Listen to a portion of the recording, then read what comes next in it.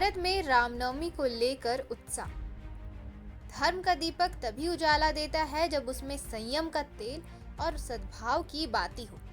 भगवान राम मर्यादा के प्रतीक हैं, इसलिए उनके नाम पर मर्यादा टूटे या समाज के लिए शुभ संकेत नहीं है। त्योहार वह पुल होते हैं जो दिलों को जोड़ते हैं, उन्हें दीवार बनने देना समझदारी नहीं है।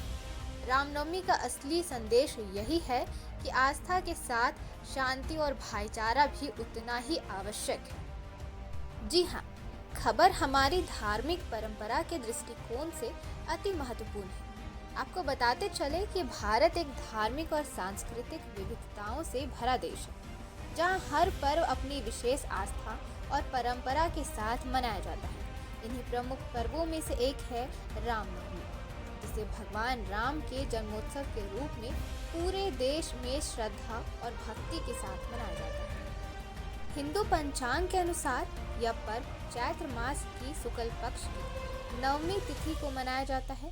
धार्मिक मान्यताओं के अनुसार इसी दिन अयोध्या में राजा दशरथ और रानी कौशल्या के घर भगवान राम का जन्म हुआ था। भगवान राम को हिंदू धर्म में मर्यादा, सत्य और धर्म का प्रतीक माना जाता है। उन्होंने अपने जीवन के माध्यम से आदर्श पुत्र, आदर्श भाई, आदर्श पति और आदर्श राजा का उदाहरण प्रस्तुत किया है। यही कारण है कि रामनवमी केवल एक धार्मिक उत्सव नहीं, बल्कि सामाजिक और नैतिक मूल्यों की याद दिलाने वाला पर्व भी माना जाता है। देश के विभिन्न हिस्सों में रामनवमी के अवसर पर मंदिरों में विशेष पूजा अर्चना, भजन कीर्तन, रामायण पाठ और भव्य शोभा यात्राएं निकाली जाती हैं।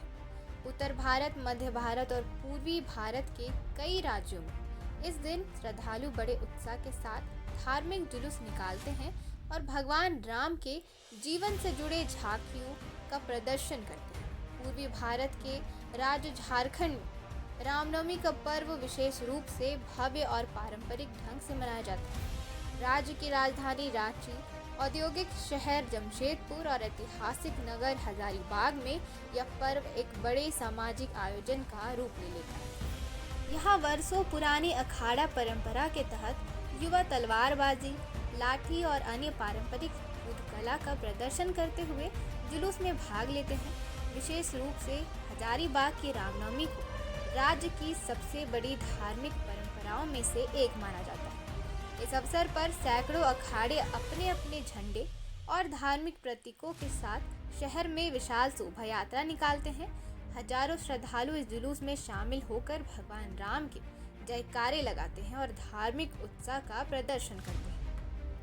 हालांकि आस्था और भक्ति से जुड़ा यह पर्व कई बार हजारीबाग में विवाद और तनाव का कारण भी बन जाता है। पिछले कई वर्षों में यहाँ रामनवमी जुलूस के दौरान दो समुदायों के बीच टकराव की घटनाएं सामने आती रही हैं।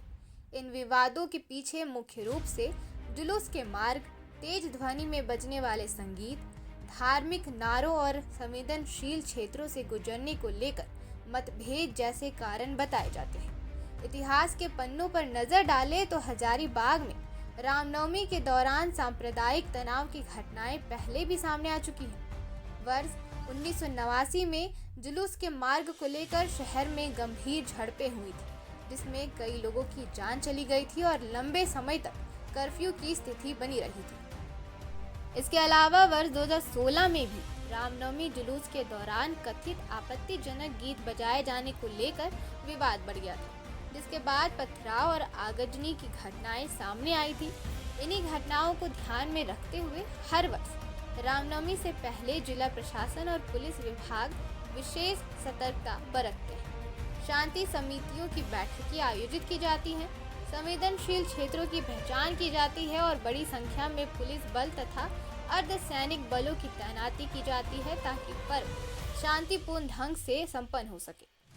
विशेषज्ञों का मानना है कि रामनवमी का मूल संदेश धर्म, मर्यादा और सद्भाव का है।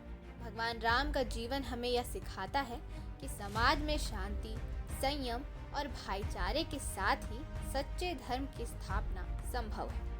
इसलिए आवश्यकता इस बात की है कि आस्था के इस पर्व को सामाजिक सौहार्द और पारस्परिक सम्मान के साथ मनाया जाए, ताकि यह उत्सव समाज को जोड़ने का माध्यम बने, ना कि विवाद का कारण।